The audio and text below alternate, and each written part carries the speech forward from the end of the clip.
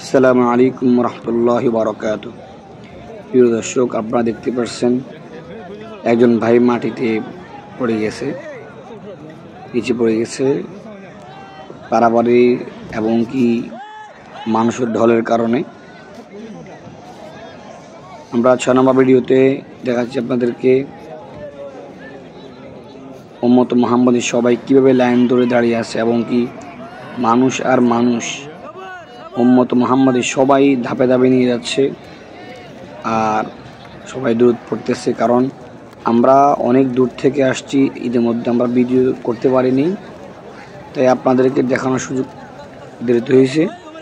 তো আমরা ধাপে ধাপে যাচ্ছি, সূর্য উঠে গেছে এবং কি ছাতাগুলো মিলা হয়ে গেছে। ইতিমধ্যে আমরা অনেক দূর চলে আসছি। মদিনার মানুষ এখন পাগলপাড়া, যত কাছে যাচ্ছে নবীজির রওজার পাশে আসতেছে তত মানুষের এই সবাইকে থামাও যাচ্ছে না। এরপরেও পুলিশ বাহিনীরা অনেক নিয়ন্ত্রণ করতেছে, কারণ আলহামদুলিল্লাহ বাংলাদেশের পুলিশ থেকেও আমাদের সৌদি আরব কান্ট্রিদের পুলিশগুলো অনেক ভালো।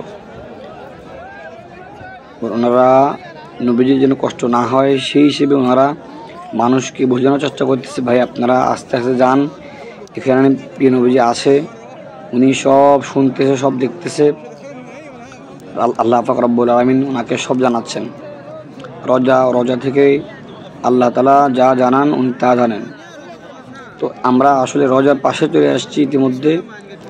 আমরা এখনও ঢুকতে পারিনি, শুধু সবাই অপেক্ষা করতেছে কখন ওনার গ্রুপ যাবে, সবাই এটা চিন্তা করতেছে।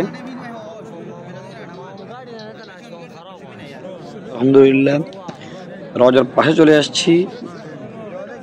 তো আমাদের উম্মত মুহাম্মদের সবাই এখানে উপস্থিত আছেন, যারা যারা মদিনা সফরে আসছে। তো আমরা এখানে আসছি, এই সামনে যেটা দেখতেছেন একটু আগে, এই বিল্ডিংটা হলো টয়লেট।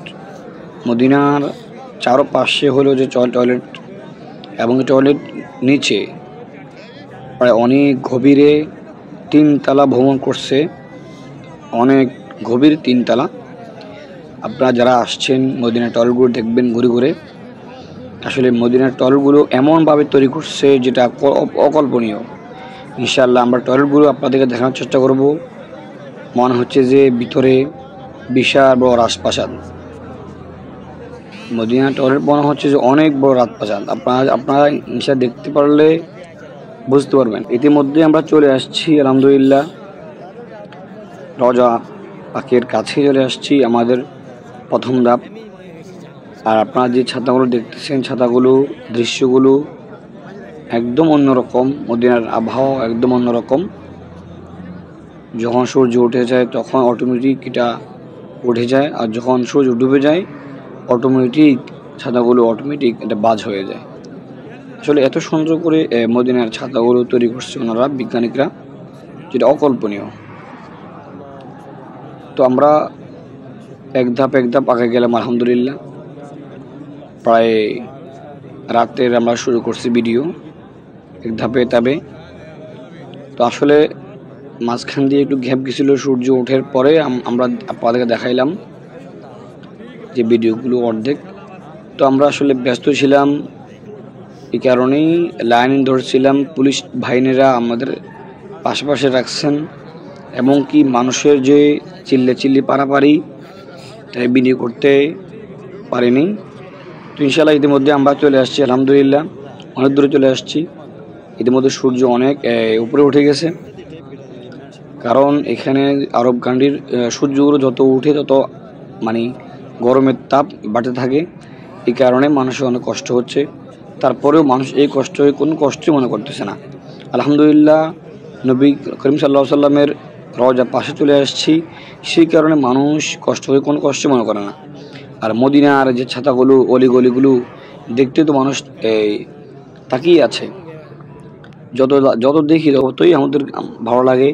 আলহামদুলিল্লাহ সেই স্মৃতিমাখা সাহাবীদের সেই জায়গাগুলো এবং কি আমাদের পা মোবারকের জায়গাগুলো আমরা দেখতে পারছি, হাঁটতে পারছি, ঘুরতে পারছি, যার জন্য আমরা আল্লাহ পাকের কাছে হাজার হাজার শুকরিয়া।